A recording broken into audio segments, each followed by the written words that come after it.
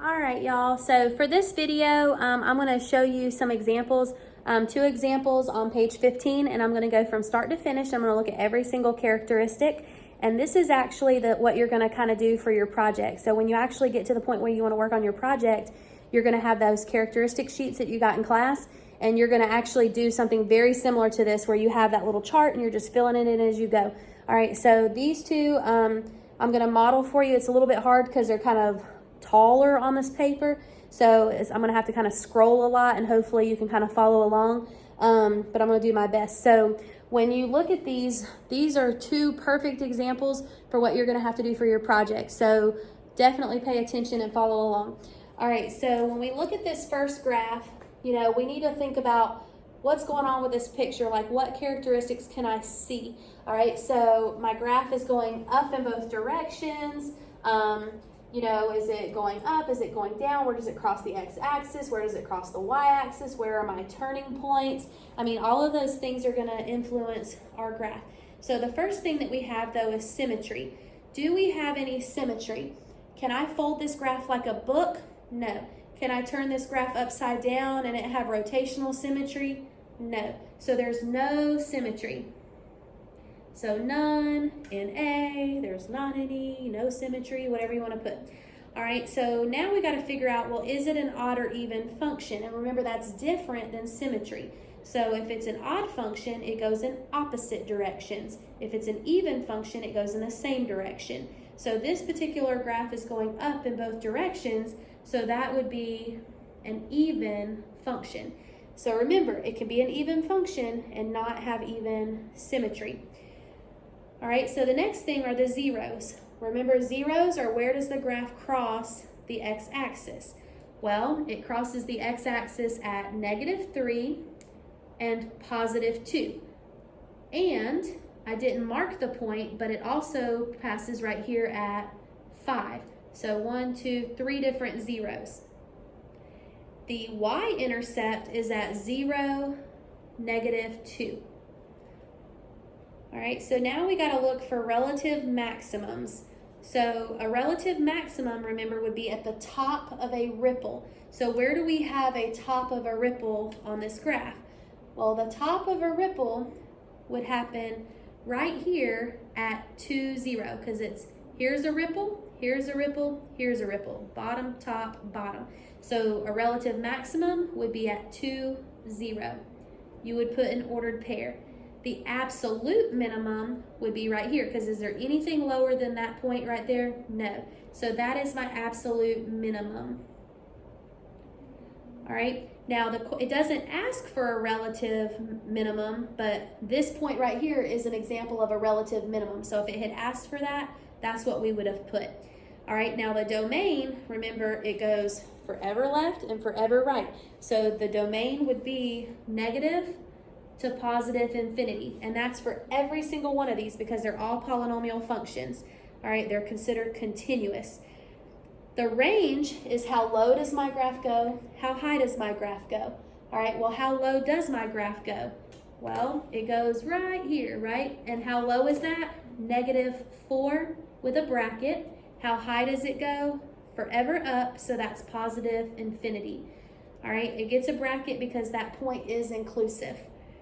All right, so then the interval of increase and decrease are a little bit tougher, right? So for the interval of increase and decrease, we would always go from negative to positive infinity, but you've got to figure out the turning points along the way.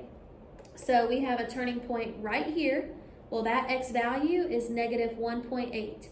We have a turning point right here at 2, and we have a turning point right here at 4.1. Again, x values.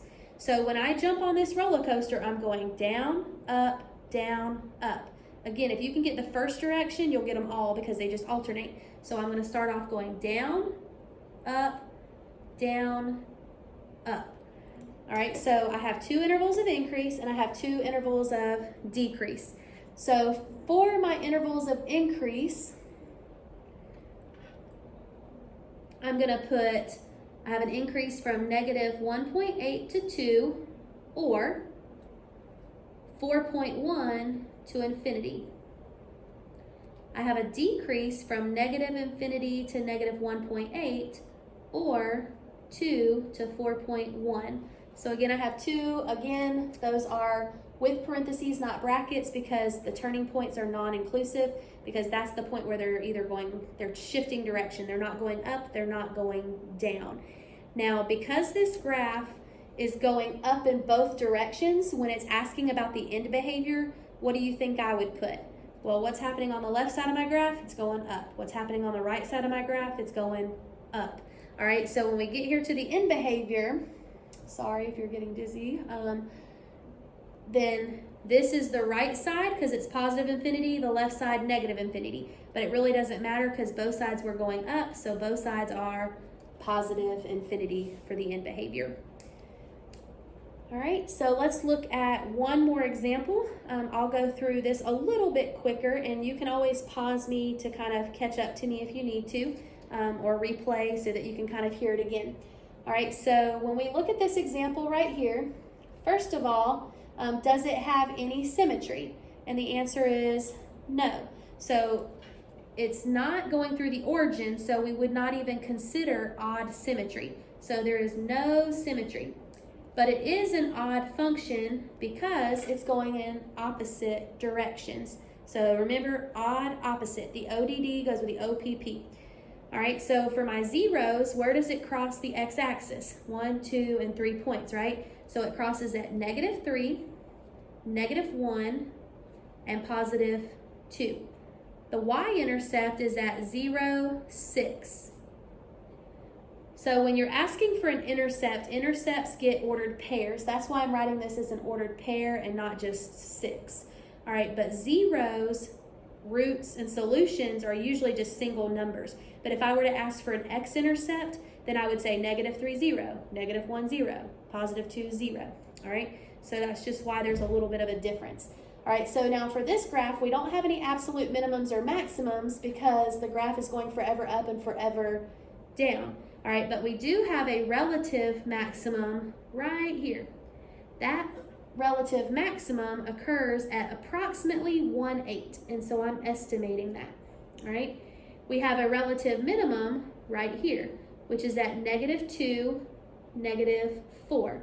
Remember, minimums and maximums, you're looking for the tops and bottoms of your ripples, okay? And if there's anything higher or lower, then it's considered relative, but if it's the for real highest or for real lowest, then it would be absolute.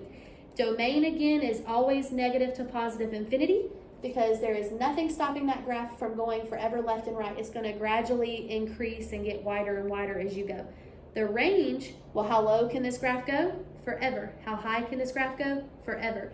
So on this one, because it's going in opposite directions, the range is also negative to positive infinity. So now let's look at the interval of increase and decrease.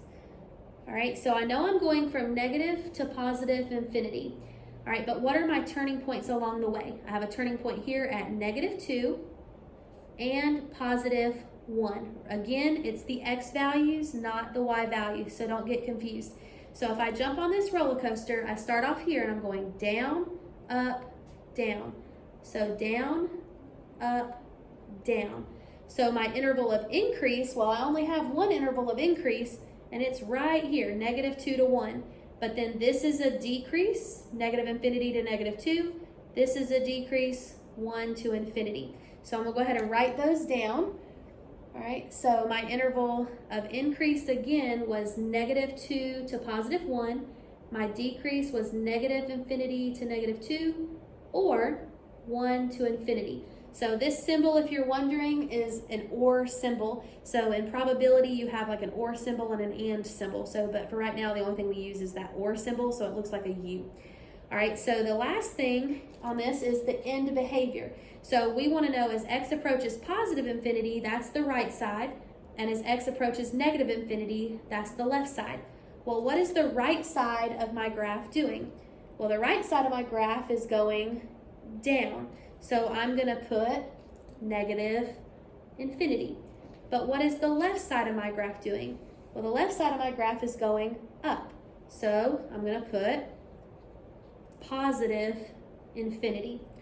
All right, so that's a lot. So, I mean, replay it now that you've seen it, kind of go through each characteristic and try to visualize where in the world I'm getting the information from. Again, you are going to have to use that to help you with your graphs. So definitely be aware of that. You know, at this point, if you kind of grasp what I'm doing here, then you're probably in a good place to start looking at your own personal projects and seeing if you can identify all these different characteristics. I would encourage you to get a little practice first so that you can at least see if you're on the right track. So after you've watched this video, you'd be ready to go ahead and do the practice. And the practice is on page 16. And then we're going to look at a couple of problems on page 17 and 18 together. I'm going to create a separate video for that because this one is already crazy long. And then you'd be able to do that. But the ones on 17 and 18, you'll notice they don't have graphs. So that means we're going to have to use our calculator. We're going to have to use our table of values to help us get the graph first. And then you'll be able to identify all of those characteristics.